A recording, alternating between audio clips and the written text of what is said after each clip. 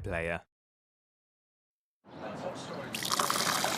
Now on BBC One, the latest BBC News at 10 with Huw Edwards.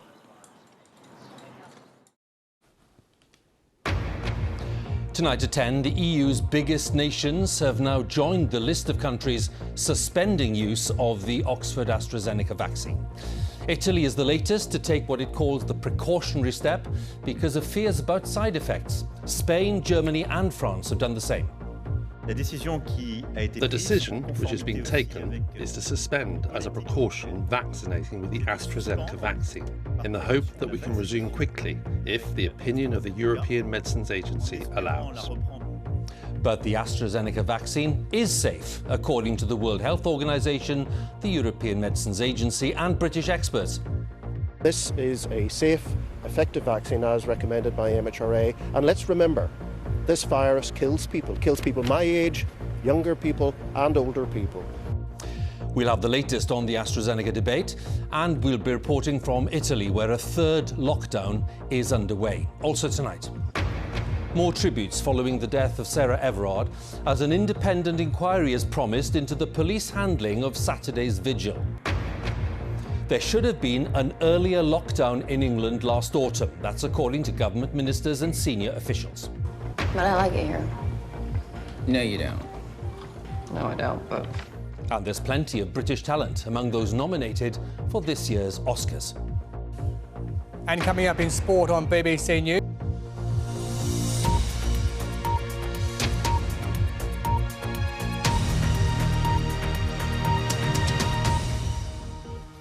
Good evening. The biggest member states of the European Union have now joined the list of nations questioning the performance of the Oxford AstraZeneca vaccine. Germany, France, Spain and Italy are all taking the precautionary measure of suspending use of the vaccine because of fears about possible side effects, including blood clots. The AstraZeneca vaccine has already been suspended in the Netherlands, Ireland, Iceland, Bulgaria, Denmark and Norway. Now, the World Health Organization, along with the EU's very own medicines regulator, say that there is no justification for this temporary ban, and leading British scientists insist that the vaccine is safe. Our medical editor, Fergus Walsh, has the latest. And is the AstraZeneca vaccine going to be okay? Good. A public display of confidence in the Oxford AstraZeneca vaccine from Northern Ireland's chief medical officer today. Well done. By contrast, you can't have the jab in the Irish Republic, in France, Germany, and a growing list of EU countries which have temporarily suspended its use. This is a safe, effective vaccine as recommended by MHRA, and let's remember, this virus kills people my age, younger people and older people, and the benefit is strongly in favour of people getting this vaccine at this time. The EU vaccine rollout was already lagging well behind that of the UK. France has said it'll wait for a safety analysis from the European Medicines Agency due tomorrow before deciding whether to restart using the Oxford AstraZeneca vaccine. The decision which has been taken is to suspend as a precaution vaccinating with the AstraZeneca vaccine in the hope that we can resume quickly if the opinion of the European Medicines Agency allows. 10 European countries have temporarily suspended all use of the Oxford AstraZeneca vaccine pending safety investigations. Germany, Italy, France, Spain and the Netherlands are the latest. Ireland paused at the weekend following Denmark, Norway and Iceland. Several other EU countries, including Austria, have stopped using certain batches of the vaccine. That still leaves several EU nations using the jab, which has been approved in over 70 countries around the world. AstraZeneca says more than 17 million people in the UK and European Union have now had its vaccine, and fewer than 40 cases of blood clots have been reported. It says the risks of having a clot are significantly lower among those who've been vaccinated compared to the general population. We know that blood clots are remarkably common, and we'd expect them to happen in 1 to 2 people per 1,000 per year, which is actually a very large number and much, much higher than the sorts of levels that we're talking about in these particular reports. Scientists in the UK are frankly baffled by the decisions made in the EU. There's concern that the pause in using the AstraZeneca jab will cost lives because people won't be protected from COVID, and that it will damage public confidence in a highly effective vaccine.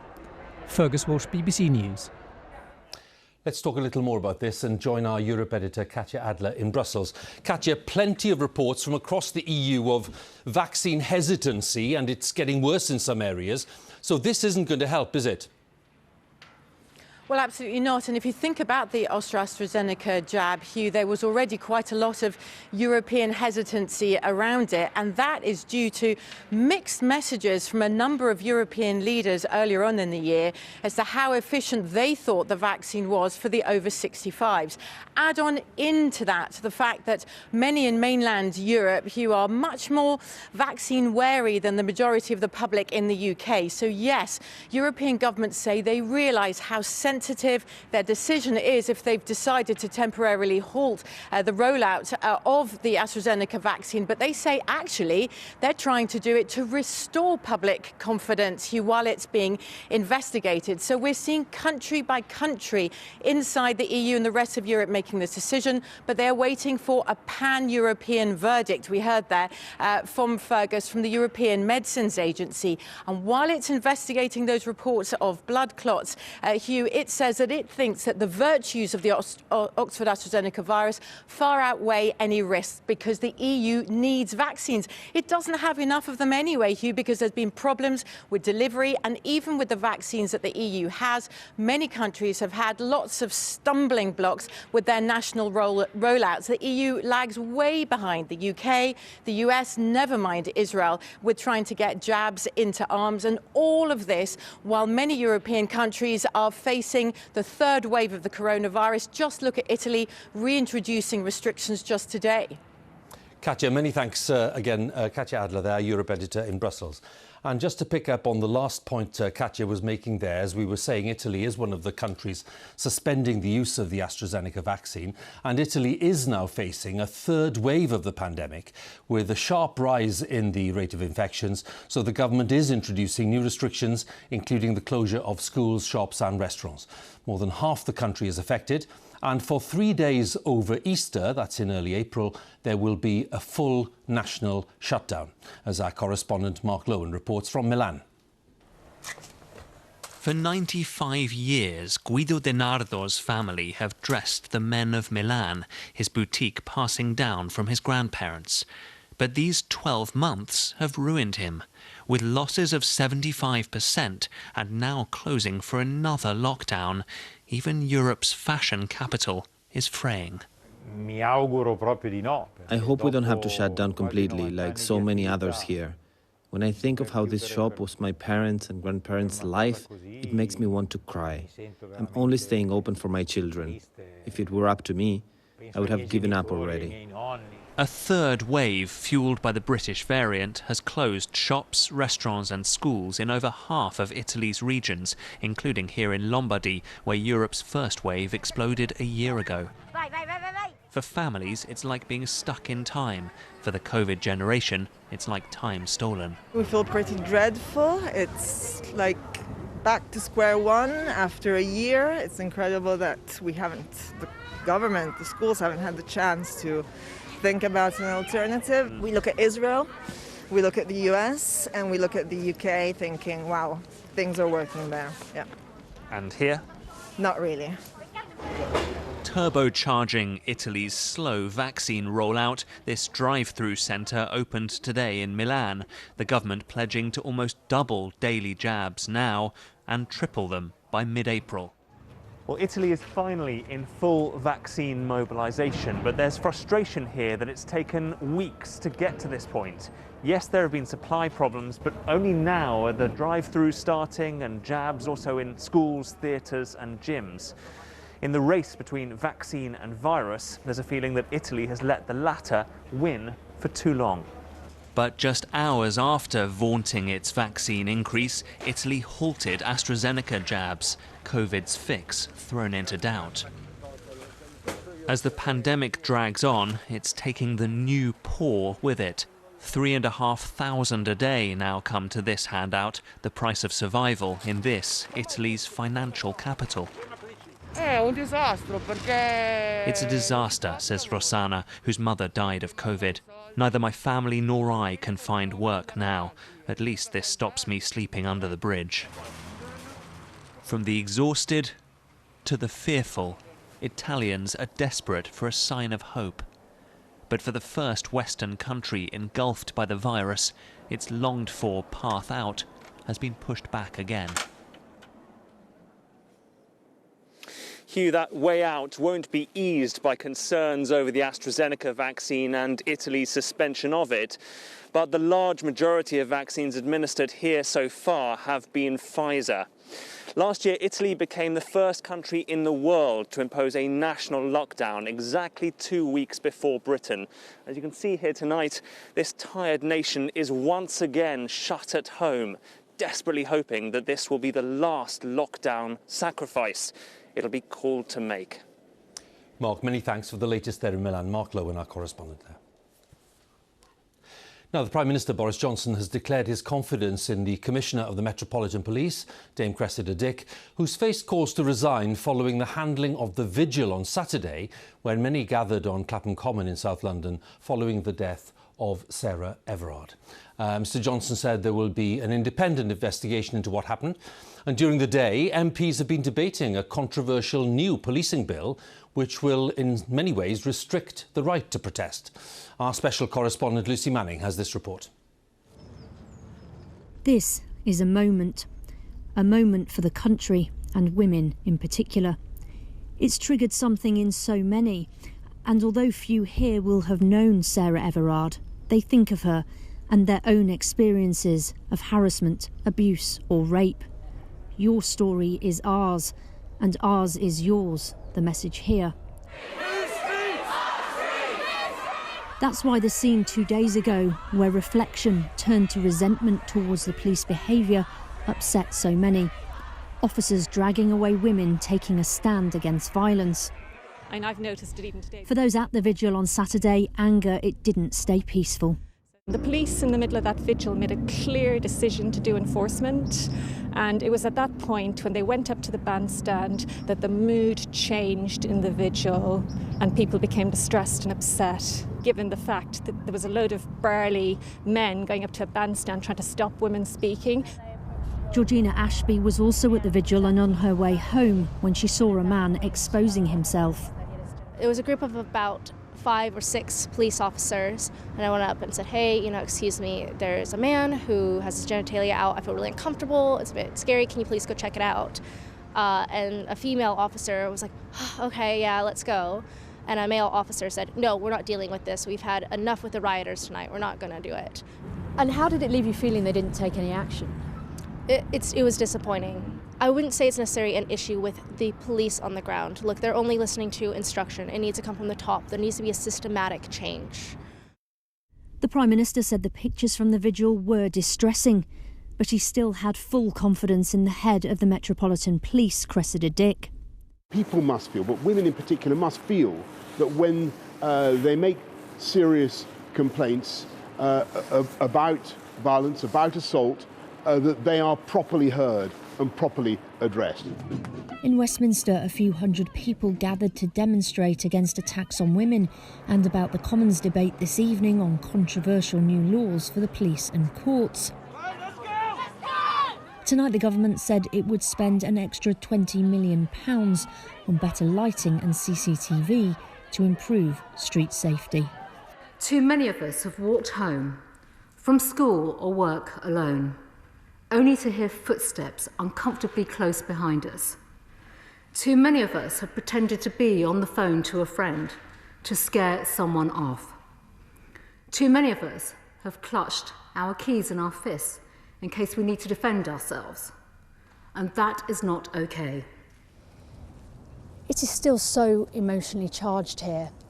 Men and women standing, many of the women are in tears. It has certainly touched something, and if the spark was the death of Sarah Everard and the flashpoint the police clearing the vigil, then the focus has to be on the police and the politicians stopping the attacks and harassment of women. At the heart of all this, Sarah Everard. Police searching in Sandwich in Kent today as they widen the investigation to find out how she was murdered. Lucy Manning, BBC News. Well, the events that took place on Saturday night have raised new questions about the role of the police, not least given the controversial new powers that ministers want to create. Our Home editor Mark Easton looks at the many issues which arise, not just for the police, but for politicians and for members of the public as well, when large gatherings are held during a pandemic. A warning that the report contains flash photography from the start. Understanding what went wrong on Clapham Common on Saturday night means going right back to the beginning of the pandemic a year ago. The public health emergency saw new laws forbidding ancient freedoms. Police found themselves navigating strange legal territory and decided to take a sensitive and sympathetic approach to the coronavirus regulations, using enforcement only as a last resort. Derbyshire police found themselves criticised for being too tough in the early days of lockdown. Officers found themselves in a place that they'd never been before. And in a sense, we were all making it up as we went along.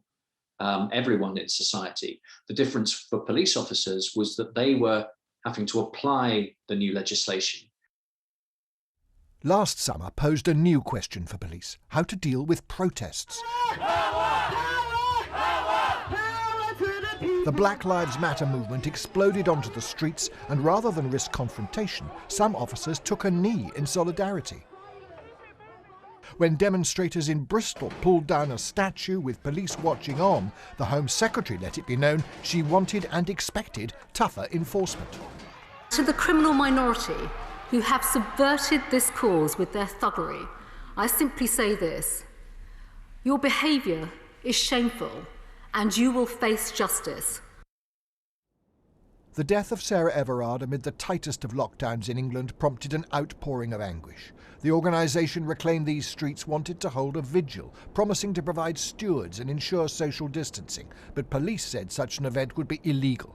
The debate ended at the High Court. The argument was about the coronavirus regulations versus the fundamental right to freedom of expression, as enshrined in the Human Rights Act. Now, the judge listened to both sides, but in the end declined to rule on the legality of the vigil itself. He was effectively saying, sort it out between yourselves. Facing a potential £10,000 fine, Reclaim These Streets decided to cancel their involvement in the event. This afternoon, they met with Metropolitan Police Commissioner Dame Cressida Dick. Cressida Dick has lost our confidence and the confidence, I think, of women in the capital. This morning, we didn't want to call on her to resign until we'd at least had a meeting and given her a chance to engage with us. We feel that that chance was wasted. Without organisation, the vigil was much more difficult to control. When some women moved to make speeches, it appears police tactics changed. Perhaps it was felt this turned a legal vigil into an unlawful demo. Passions exploded. There was anti-police chanting, and a group of anti-lockdown protesters joined the crowds. Mistakes were made, but there is no map for policing in a pandemic.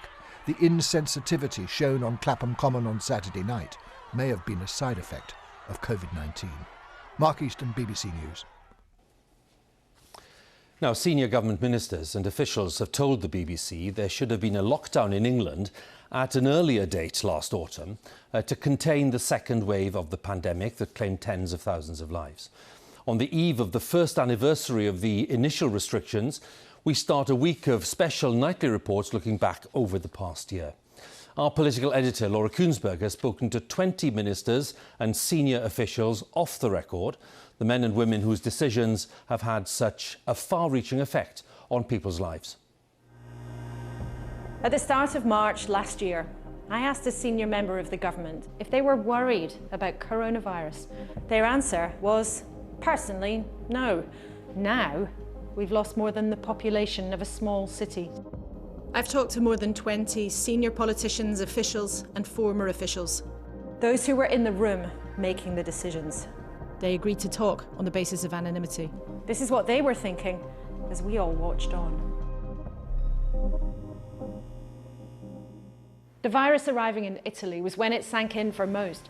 Like a scene from a nightmare that Italy is now living. The government had been talking about the virus for weeks, but some on the inside say it was seen as hysteria. It's just like flu. It went from not on the radar to people on the floor of hospitals in Lombardy. That was the moment we knew it was inevitable, said one senior minister. After several weeks of COBRA meetings, described by one attendee as a disaster. Are we prepared enough, Mr. Hancock? The government machine was breaking in our hands, an insider told me. Number 10 had started to prepare the public, but although it was never a firm proposal, officials had even talked about chickenpox parties to help the virus spread among the healthy population. The conversations were totally in the wrong universe, one source said. But a tiny group of advisors confronted the Prime Minister with evidence on Saturday the 14th of March, showing graphs to him that suggested without tougher, faster action, the NHS would collapse. We had those reasonable worst-case scenarios of hundreds of thousands of deaths, and the problem with them was that they were coming true. So we knew we had to act, and that Monday I went to Parliament and said that all unnecessary social contact should be stopped. I couldn't believe that I was having to say these words. Lockdown was coming. It was all so new. We were more blind than we told the public, one official admits, but something more personal soon struck. Tonight at 10, the Prime Minister Boris Johnson has been taken to intensive care. Cabinet ministers were summoned urgently on the phone. All of a sudden, we were asked to join a call, not knowing if he was alive, one of them said. Who's in charge of the government? Well, the government's business will continue. But the country spiralling into crisis could for a moment have lost its Prime Minister. But after 2 months of strict rules, news broke about the Prime Minister's chief advisor, Dominic Cummings. He in fact travelled to his parents' home in Durham. He refused to quit, instead defending himself in the Downing Street garden. I thought the best thing to do in all the circumstances was to drive to an isolated cottage on my father's farm. The political atmosphere turned sour. The cabinet minister said there'd been tremendous goodwill. The early pandemic washed away the bitterness of Brexit, but that came flooding back. All that bile, all that frustration. By the summer, with cases falling and many rules relaxed, we didn't feel like a country in the grip of a pandemic, even encouraged to eat out. Hello. But when schools and universities returned, the testing system couldn't cope and the rise began. A senior figure told me, if you do nothing now, by the end of October, you'll get something worse than the first wave.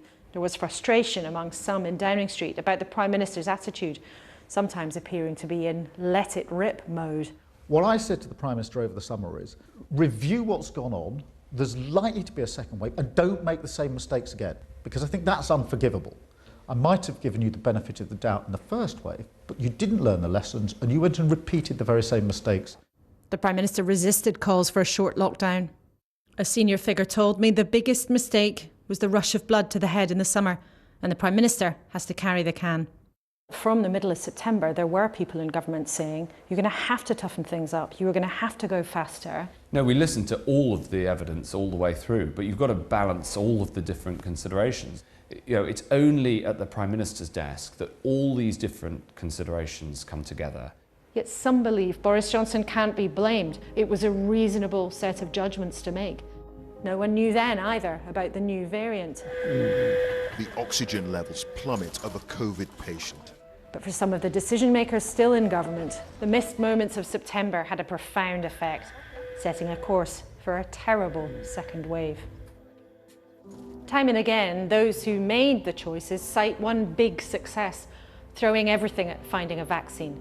They had resolved to pay high, pay early, and ensure it works at home. Ministers resolved to set aside the normal rules. The project was vital, but uncertain. Much of it was secret too. The vaccines even had code names, named after submarines to protect commercial confidentiality. Now, that early choice to push alone for a vaccine seems a stroke of genius, but back then it was a real gamble. This generation of decision makers and the fabric of the state have been stretched in a way they just hadn't been for decades. But so have we. But those who made the decisions are all too aware that mistakes in these last 12 months may have had such a terrible cost. That was Laura there with the first of this week's special reports on the past year. Now let's have a look at the latest figures, the coronavirus figures. 5,089 new cases recorded in the latest 24-hour period, which means on average the number of new cases reported per day in the past week is 5,756. There were 64 deaths reported. That's of people who died within 28 days of a positive COVID test. And that means on average 145 people died every day in the past week from coronavirus, taking the total to 125,580. If we look at the vaccinations, 257,010 people have had their first dose of a COVID vaccine in the latest 24-hour period, which means a total of more than 24 million people have now had their first jab, meaning just over 46% of the UK adult population has now received the first vaccination, and more than 1.6 million people have had both doses of the vaccine.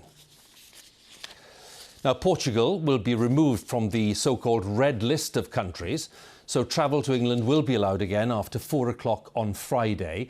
It means returning travellers will be able to quarantine at home rather than in a hotel.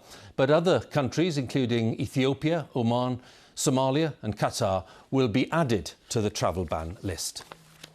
In Wales, hairdressers say they've been overwhelmed with demand for appointments after reopening today.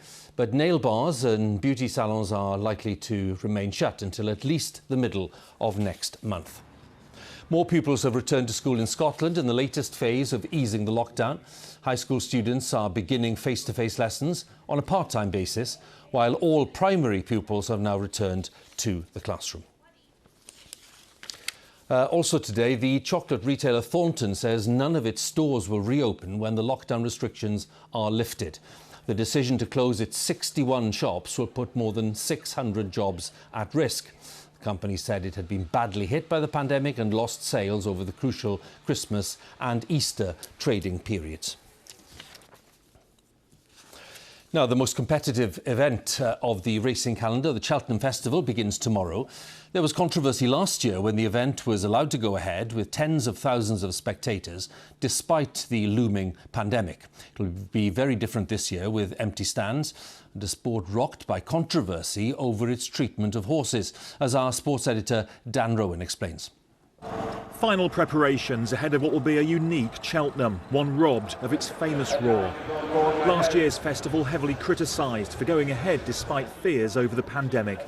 We followed the advice of the government at the time, and that advice was for events such as this to continue, and we're all in a very different situation now.